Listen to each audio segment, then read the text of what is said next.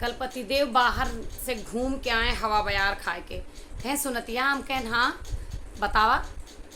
कहें कि आज बाहर बहुत अच्छी हवा चलती है। हम कहें अच्छा। कहें बहुत अच्छा मौसम भा है। हम कहें अच्छा।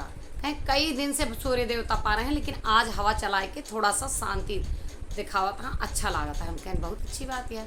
कहें हमारे एक आइडिया आया हमारे दिमाग में, अगर तू कहा तो कई लीन जाए। हम कहें हाँ बताओ। कहें आज हम सभी ना बहरे खाना खाए चल रहे। हम कहें अच्छा।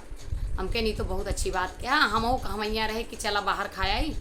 बहुत दिन से हम बनावत कचाए गए रहने और बहुत परेशान हो गए रहने। अब हम यह सब कुछ मनाए कहत रहन कि कहबे कि हमरे पैसे ना आए ना, रुपये ना आए ना, बजट ना देख तू, घर का स्थिति ना देख तू। हम यही लिए ना कहत हैं। कहें अरे नहीं यार, हम तो बहरे चटाई बिछाए के बैठ के खाए के बात करते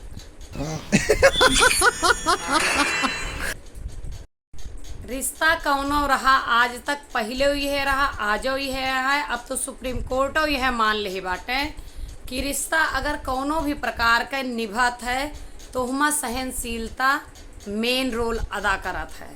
सुप्रीम कोर्टों का आदेश अब आ गया है कि रिश्तों के निभाने का मेन आधार, मेन बेस होता है सहनशीलता। ये अपने भारतीय सुप्रीम कोर्ट का कहना है और यही सत्य है, अटल सत्य है। चाहे जौन रिश्ता हो, चाहे बिटिया बेटवा का रिश्ता हो, चाहे पति पत्नी का रिश्ता हो, चाहे भाई बहन के, जहाँ सहनशीलता ना न हमार कुल कहा के मतलब बा कि अगर एक भड़कता है तो एक का शांत रहे के पड़े, एक का अनसुना करे के पड़े। तो एक लिए हम एक बात कहते हैं, आप सब सुनिए।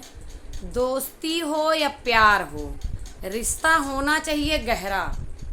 अगर पत्नी लड़ाकू मिले तो पति मिलना चाहिए बहरा।